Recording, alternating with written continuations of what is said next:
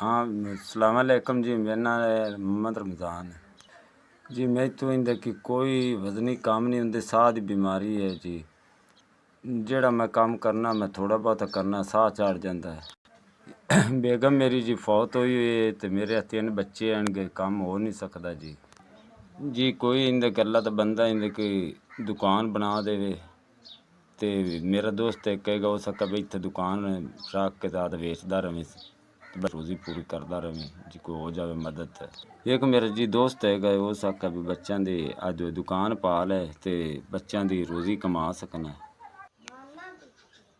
बड़ी मेहरबानी, तुसें 5000 रुपया दिता है, अल्लाह ताला तुहाडा भला करे। अल्लाह ताला तुहानू घणा देवे, अल्लाह ताला बच्चों नू सेहत देवे।